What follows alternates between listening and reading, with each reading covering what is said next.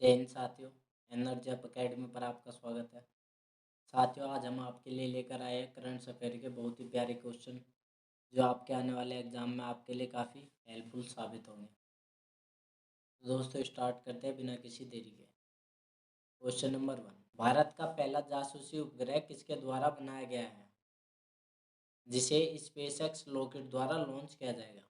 Option A, Indian Satellite Research Organisation ISRO द्वारा, या फिर option B, Defence Research and Development Organisation DRDO द्वारा, या फिर option C, Tata Advance System Limited TSL द्वारा, या फिर option D, Adani Aerospace and Defence AD द्वारा। भारत का पहला जासूसी उपग्रह किसके द्वारा बनाया गया है जिसे स्पेसएक्स रॉकेट द्वारा लॉन्च किया जाएगा? ऑप्शन ए, भारतीय उपग्रह अनुसंधान संगठन इसरो द्वारा, या फिर ऑप्शन बी, रक्षा अनुसंधान और विकास संगठन डीआरडीओ द्वारा, या फिर option C, Tata Advance System Limited TSL द्वारा, या फिर option D, Adani Aerospace and Defence AD द्वारा। तो दोस्तों, भारत का पहला जासूसी उपग्रह टाटा एडवांस लिमिटेड टीएसएल द्वारा बनाया गया है जिसे स्पेसएक्स रॉकेट द्वारा लॉन्च किया जाएगा। टाटा एडवांस सिस्टम लिमिटेड द्वारा भारत का पहला जासूसी उपग्रह अप्रैल तक स्पेस एक्स रॉकेट से लॉन्च किया जाएगा। टीएसएल द्वारा निर्मित भारत का पहला जासूसी उपग्रह अप्रैल तक स्पेस एक्स रॉकेट द्वारा लॉन्च किया जाएगा, जिसका उपयोग सशस्त्र बलों द्वारा गुप्त जानकारी प्राप्त करने के लिए किया जाएगा। इसका उपयोग विशेषतः सशस्त्र बलों द्वारा गुप्त जानकारी प्राप्त करने के लिए किया जाएगा। Question number 2, Who became the BSF first woman sniper? BSF की पहली महिला स्नाइपर कौन बनी है? Option A, Pooja Yadav, option B, Suman Kumari, या फिर ऑप्शन सी, रेखा बिष्ट, या फिर option D, Jeetika Malik. BSF की पहली स्नाइपर कौन बनी है, पहली महिला स्नाइपर कौन बनी है? Option A, Pooja Yadav, option B, Suman Kumari, option C, Rekha Bisht, या फिर ऑप्शन डी, जीतिका मलिक। तो दोस्तों, इसका सही जवाब है ऑप्शन बी, सुमन कुमारी। सुमन कुमारी बीएसएफ की पहली महिला फर्स्ट वुमेन स्नाइपर बनी है। सुमन कुमारी बीएसएफ की पहली महिला स्नाइपर बनी है। सुमन कुमारी मूलतः हिमाचल प्रदेश राज्य की है। हिमाचल प्रदेश राज्य की है और वर्तमान में इनकी रैंकिंग सब इंस्पेक्टर की है। बीएसएफ में सब इंस्पेक्टर की रैंकिंग पर वर्तमान में ये कार्यरत है। Sub inspector Suman Kumari became the first sniper women of BSF. Suman Kumari BSF की पहली महिला स्नाइपर बनी है। She belongs to Himachal Pradesh. वह हिमाचल प्रदेश से संबंधित रखती है। उन्होंने इंदौर स्थित central school of armament and warfare skills में 8 सप्ताह का कोर्स पूरा किया है। इंदौर में स्थित central school of armament and warfare skills में 8 सप्ताह का कोर्स पूरा करने के बाद सुमन कुमारी बीएसएफ की पहली महिला स्नाइपर बन गई है। बात करें बीएसएफ की स्थापना 1 दिसंबर 1965 में की गई थी। बीएसएफ का हेडक्वार्टर नई दिल्ली में है और वर्तमान में इसके डायरेक्टर जनरल नितिन अग्रवाल है। प्रश्न नंबर 3, हाल ही में रूस द्वारा किस देश का उपग्रह लॉन्च किया गया है?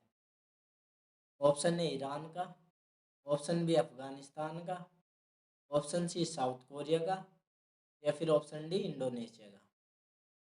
हाल ही में रूस द्वारा किस देश का उपग्रह लॉन्च किया गया है? Recently which country satellite has been launched by Russia. हाल ही में रूस द्वारा किस देश का उपग्रह लॉन्च किया गया है? ऑप्शन ए, ईरान का, ऑप्शन बी, अफगानिस्तान का, या फिर ऑप्शन सी, साउथ कोरिया का, या फिर ऑप्शन डी, इंडोनेशिया का। तो दोस्तों, इसका सही जवाब है ऑप्शन ए, ईरान का। हाल ही में रूस ने ईरान के ईरान देश का उपग्रह लॉन्च किया है। इनके उपग्रह का नाम पार्स 1 है। ईरान के उपग्रह का नाम पार्स 1 है।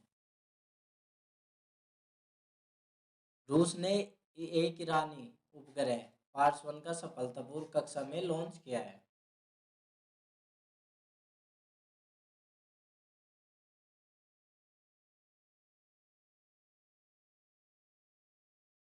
हाल ही में चंद्रमा पर पहुंचने वाला पांचवा देश कौन सा है?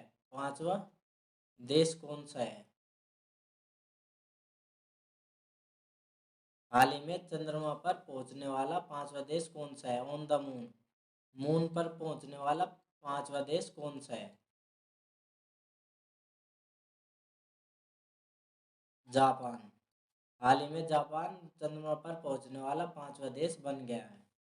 The Soviet Union Intercosmos, Soviet Union की space agency, space agency Soviet संघ, रशिया की space agency Intercosmos, United States NASA, China CNSA, India ISRO and Japan JAXA are the only 5 nation to have successful achieved soft landing on the moon. Soviet संघ, Intercosmos, संयुक्त राज्य America, चीन, भारत और Japan केवल 5 राष्ट्र हैं जिन्होंने चंद्रमा पर सफलतापूर्वक सॉफ्ट लैंडिंग की है। भारत ही केवल एकमात्र देश है जिसने चंद्रमा के दक्षिण पोल पर, साउथ पोल पर सॉफ्ट लैंडिंग की है। भारत दक्षिण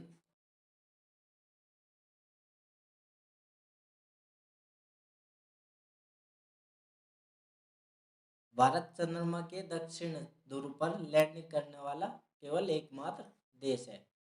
चंद्रमा के दक्षिण ध्रुव पर लैंडिंग करने वाला, सॉफ्ट लैंडिंग करने वाला केवल एकमात्र देश है, पहला देश है।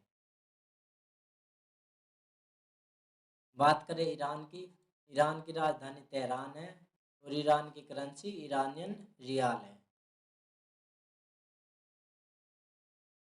Question number 4, which country won the most medal in the Asian Track Cycle Championship recently held in New Delhi? हाल ही में नई दिल्ली में आयोजित एशियाई ट्रैक साइकिल चैंपियनशिप में किस देश ने सबसे अधिक पदक जीते? ऑप्शन ए इंडिया ने, ऑप्शन बी मलेशिया ने, ऑप्शन सी जापान ने या फिर ऑप्शन डी साउथ कोरिया ने। हाल ही में नई दिल्ली में आयोजित एशियाई ट्रैक साइकिल चैंपियनशिप में किस देश ने सबसे अधिक पदक जीते? ऑप्शन ए भारत ने, ऑप्शन बी मलेशिया ने, ऑप्शन सी जापान ने या फिर ऑप्शन डी साउथ कोरिया ने। तो दोस्तों इसका सही जवाब है ऑप्शन बी मलेशिया ने। मलेशिया ने सबसे अधिक 37 पदक जीते हैं, 37 पदक जीते हैं, जिनमें से 19 गोल्ड मेडल है, 19 गोल्ड मेडल।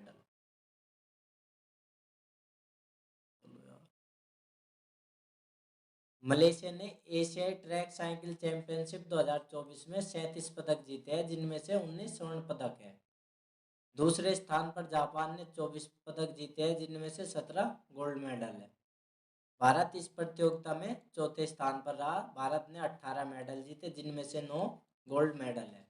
एशियाई ट्रैक साइकिल चैंपियनशिप का यह 43वां संस्करण था, जो आने वाले पेरिस ओलंपिक 2024 में होने वाले पेरिस ओलंपिक के लिए अंतिम क्वालिफाइंग इवेंट था। ओलंपिक 2020 टोक्यो जापान में हुआ, जिसमें भारत ने कुल 7 पदक जीते। भारत द्वारा जीते गए किसी भी ओलंपिक में ये अब तक के सबसे अधिक पदक है। 7 पदकों में से भारत ने 1 स्वर्ण पदक, 2 गोल्ड, 2 सिल्वर एंड 4 ब्रॉन्ज जीते। भारत के लिए टोक्यो ओलंपिक में स्वर्ण पदक नीरज चोपड़ा ने जीता। नीरज चोपड़ा ने जेवलिन थ्रो में जीता, भाला फेंक, भाला फेंक या जेवलिन थ्रो में जीता, जेवलिन, जेवलिन थ्रो में जीता।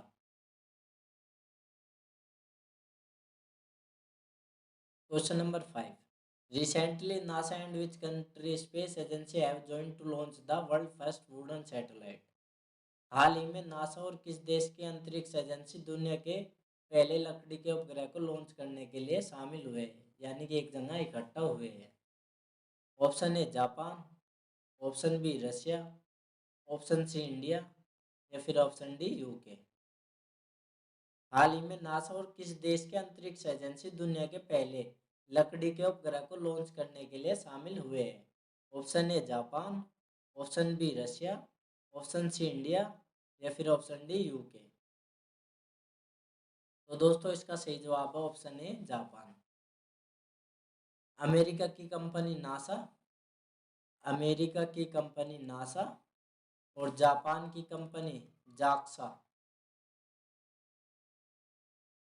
दुनिया के पहले लकड़ी के उपग्रह को लॉन्च करने के लिए एक जगह काम कर रही है।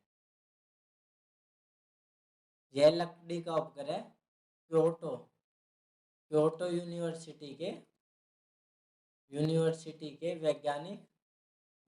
वैज्ञानिकों द्वारा डेवलप किया जा रहा है। वैज्ञानिकों द्वारा डेवलप किया जा रहा है। NASA and Japan Space Agency JAXA are planning to launch the world first wooden satellite LignoSat। NASA और जापान की अंतरिक्ष कंपनी जाक्सा 2024 में दुनिया का पहला लकड़ी का उपग्रह जिसका नाम लिग्नोसैट है, लॉन्च करने की योजना बना रही है। इसका उद्देश्य अंतरिक्ष मलबे से निपटने के लिए जापान और संयुक्त राज्य अमेरिका दुनिया का पहला लकड़ी का उपग्रह लिग्नोसैट प्रोब अंतरिक्ष में लॉन्च करेंगे।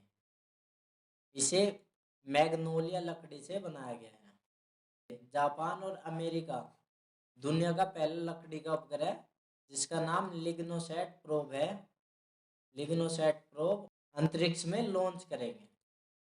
इसे मैग्नोलिया लकड़ी से बनाया गया है।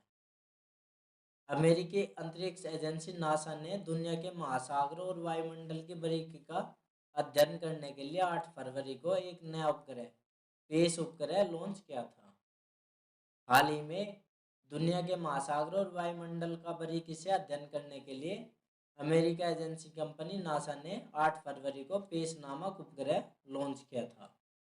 क्वेश्चन नंबर 6, मिनिकोय पे नवनिर्मित भारतीय नौसेना बेस का नाम क्या है, जिसे 6 मार्च 2024 को नौसेना टुकड़ी मिनिकोय पर कमीशन करेगी? Option A INS Jatayu, option B INS Garuda, option C INS Baaz या फिर ऑप्शन डी INS उत्कर्ष। यानी आज ही के दिन मिनिकोय पर नवनिर्मित भारतीय नौसेना बेस का नाम क्या है, जिसे आज ही के दिन नौसेना टुकड़ी मिनिकोय पर कमीशन करेगी? Option A INS Jatayu, option B INS Garuda या फिर ऑप्शन सी INS बाज या फिर ऑप्शन डी INS उत्कर्ष। तो दोस्तों इसका सही जवाब है option A INS Jatayu. INS Jatayu Minicoy पर नवनिर्मित भारतीय बेस का नाम है। मिनिकोय पर नवनिर्मित भारतीय नौसेना बेस का नाम INS जटायु है। मिनिकोय द्वीप का है, मिनिकोय द्वीप लक्षद्वीप में है।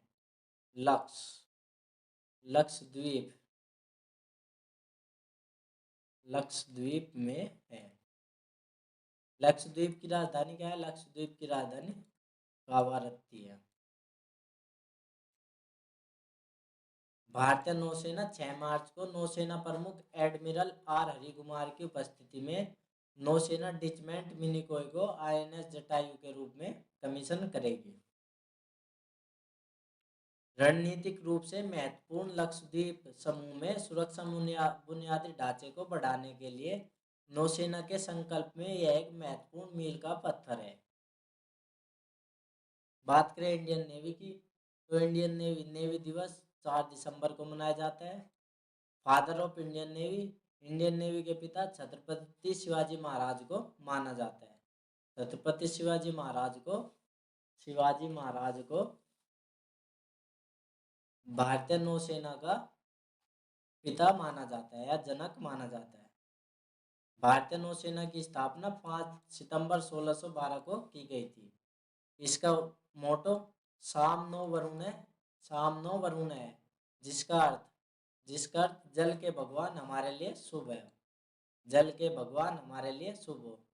इंडियन नेवी का हेडक्वार्टर नई दिल्ली में है। इसके वर्तमान में निदेशक एडमिरल आर हरि कुमार है। Indian navy has 3 operational command. भारतीय नौसेना के पास 3 ऑपरेशनल कमांड है। पहला वेस्टर्न नेवल कमांड मुंबई, जिसका हेडक्वार्टर मुंबई में है। दूसरा दक्षिण नौसेना कमांड, जिसका मुख्यालय कोची में है। तीसरा पूर्वी नेवल कमांड, जिसका मुख्यालय विशाखापट्टनम में है। भारतीय नौसेना की खोज 5 सितंबर 1612 को की गई थी। भारतीय नौसेना के जनक छत्रपति शिवाजी महाराज को माना जाता है।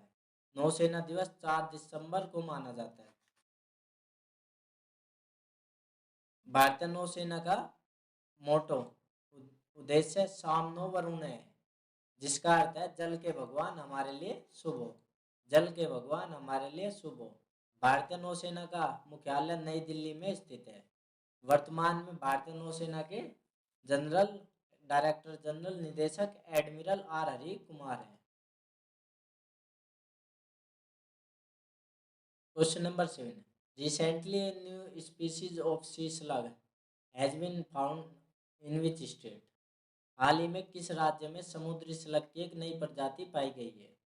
ऑप्शन ए तमिलनाडु में, ऑप्शन बी कर्नाटक में, ऑप्शन सी केरला में, या फिर ऑप्शन डी उड़ीसा में। तो दोस्तों इसका सही जवाब है ऑप्शन डी उड़ीसा में। हाल ही में उड़ीसा राज्य में समुद्री स्लग की एक नई प्रजाति पाई गई है। हाल ही में उड़ीसा राज्य में सी स्लग, समुद्री स्लग की एक नई प्रजाति पाई गई है। सी स्लग होता कैसा है? सी स्लग ऐसा होता है, ये इसको सी स्लग बोलते हैं।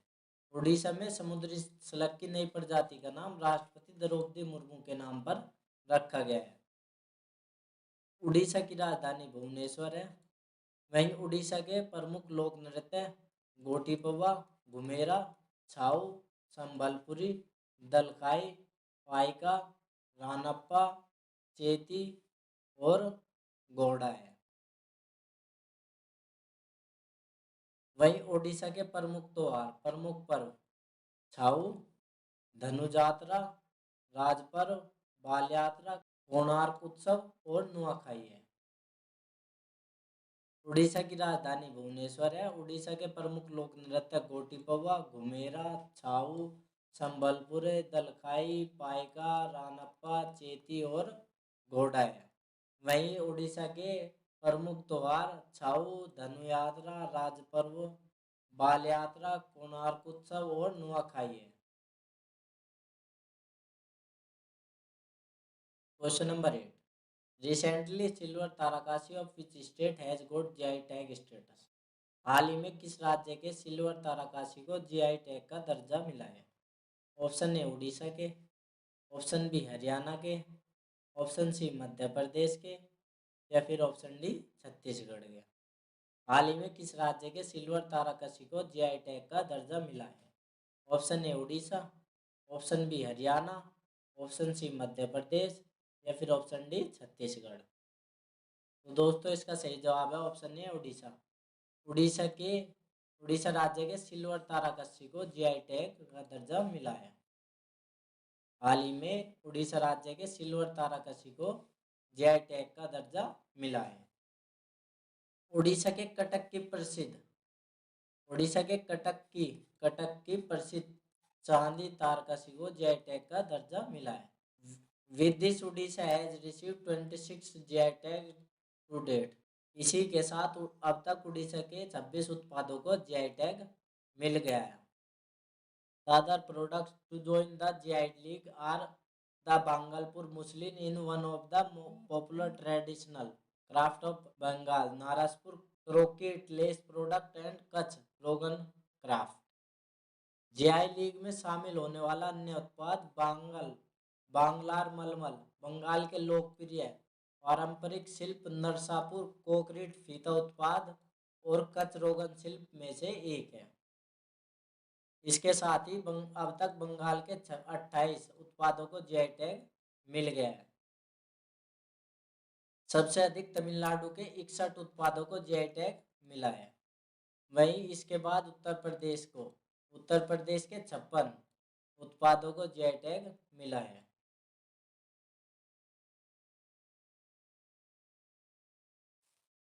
Question number 9। Recently, a 4-day lighthouse photo exhibition has started in which state or UTs?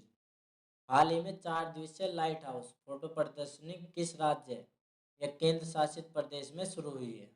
Option A Goa में, ऑप्शन बी न्यू दिल्ली में, ऑप्शन सी लद्दाख में, या फिर ऑप्शन डी महाराष्ट्र में। तो दोस्तों इसका सही जवाब है ऑप्शन बी नई दिल्ली में। हाल ही में 4 दिवसीय लाइट हाउस फोटो प्रदर्शनी नई दिल्ली में आयोजित की गई है। इससे पहले दिल्ली में वनडे पर्पल फेस्ट आयोजित किया गया था। पर्पल फेस्ट राष्ट्रपति भवन के अमृत उद्यान में आयोजित किया गया था। राष्ट्रपति भवन के अमृत उद्यान में आयोजित किया गया था।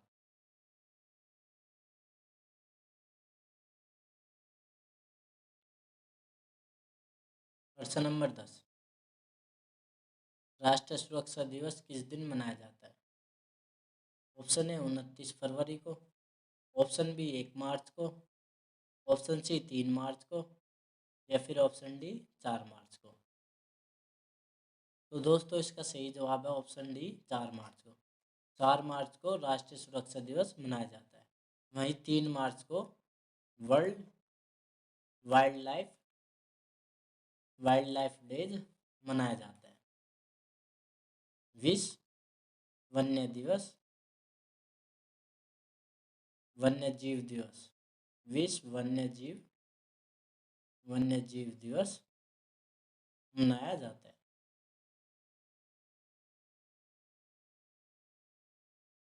भारत में 4 मार्च को राष्ट्रीय सुरक्षा दिवस 2024 मनाया गया है। राष्ट्रीय सुरक्षा दिवस 2024 की theme safety leadership for ESG excellence थी, जिसका उद्देश्य उन नेतृत्वकर्ताओं के बारे में नेतृत्वकर्ताओं के लिए नेतृत्वकर्ता या फिर नेताओं जो किसी भी कंपनी को ऊपर से नीचे तक सुरक्षा का एक बड़ा हिस्सा बनाते हैं। जो किसी भी कंपनी को ऊपर से नीचे तक सुरक्षा का एक बड़ा हिस्सा बनाते हैं। वहीं 1 मार्च को वर्ल्ड सिविल डिफेंस डे विश्व नागरिक सुरक्षा दिवस मनाया गया। 2 मार्च को इंटरनेशनल रेस्क्यू कैट डे अंतर्राष्ट्रीय बिल्ली बचाओ दिवस मनाया गया है। वहीं 3 मार्च को विश्व वन्य जीव दिवस मनाया गया है। वहीं 5 मार्च यानी आज के दिन महर्षि दयानंद सरस्वती जयंती मनाई जाएगी। Question number 11। Recently which country has become the new member of NATO? हाल ही में कौन सा देश नाटो का नया सदस्य बना है? Option A Ukraine, option B Brazil, option C Sweden, या फिर ऑप्शन डी नॉर्वे। हाल ही में कौन सा देश नाटो का नया सदस्य बना है? तो दोस्तों इसका सही जवाब है ऑप्शन सी स्वीडन। स्वीडन हाल ही में नाटो का 32वां सदस्य देश बन गया है। 32वां सदस्य देश बन गया है। हाल ही में स्वीडन नाटो का 32वां सदस्य देश बनेगा। स्वीडन की राजधानी स्टॉकहोम है और वहीं इसकी मुद्रा करेंसी स्वीडन क्रोन है। नाटो की फुल फॉर्म होती है North Atlantic Treaty Organisation. NATO की स्थापना 1929 में की गई थी। इसका मुख्यालय ब्रुसेल्स बेल्जियम में स्थित है। नाटो के प्रमुख देश America, Britain, France, Italy, Poland,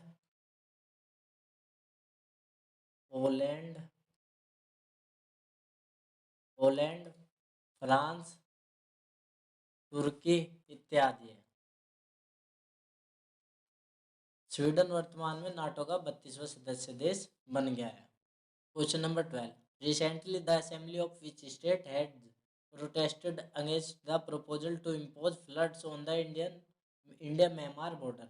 हाल ही में किस राज्य की विधानसभा ने भारतीय म्यांमार सीमा पर बाढ़ लगाने के प्रस्ताव पर विरोध किया है? Option A Manipur, option B Mizoram, option C Arunachal Pradesh या फिर ऑप्शन डी त्रिपुरा। हाल ही में किस राज्य की विधानसभा ने भारत म्यांमार सीमा पर बाढ़ लगाने के प्रस्ताव पर विरोध किया है? Option A Manipur, option B Mizoram, option C Arunachal Pradesh या फिर ऑप्शन डी त्रिपुरा। तो दोस्तों इसका सही जवाब है ऑप्शन बी मिजोरम। मिजोरम राज्य की विधानसभा ने भारत म्यांमार सीमा पर बाढ़ लगाने के प्रस्ताव पर विरोध किया है। भारत के कितने राज्य म्यांमार देश से सीमा साझा करते हैं? भारत के 4 राज्य म्यांमार देश से सीमा साझा करते हैं। मणिपुर, मिजोरम, अरुणाचल प्रदेश और नागालैंड।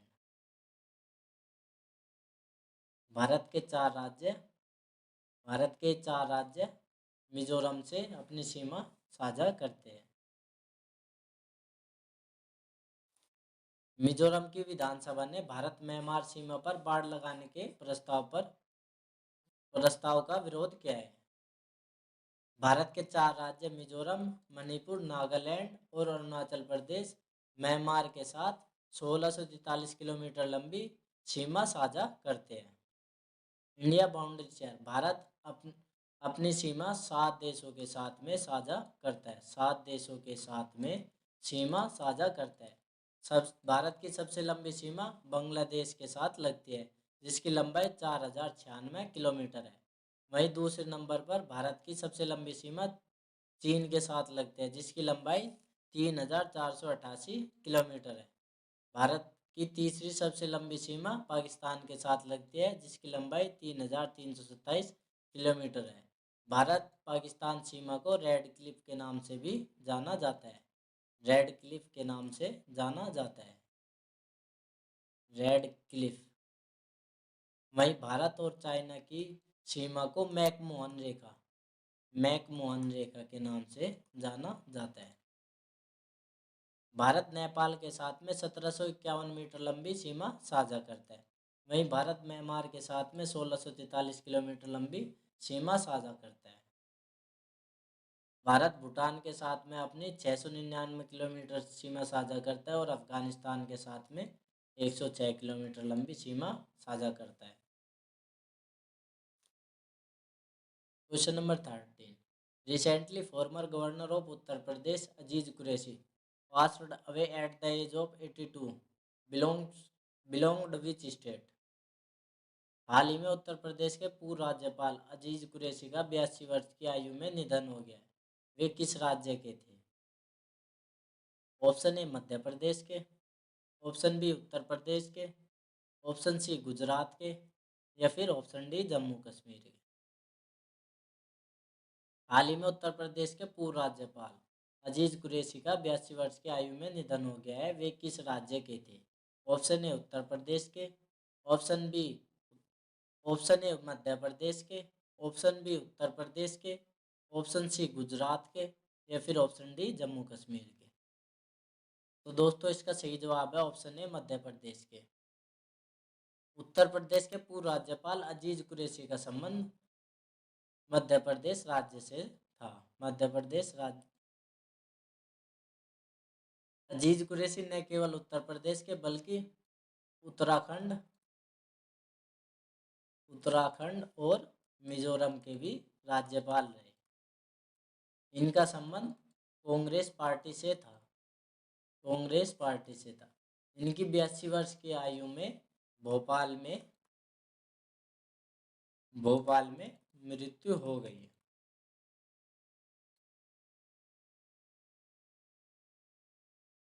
आई होप दोस्तों आपको ये वीडियो पसंद आई होगी। तो दोस्तों वीडियो को लाइक करें, शेयर करें और ऐसी ही वीडियो के लिए हमारे चैनल को सब्सक्राइब करें।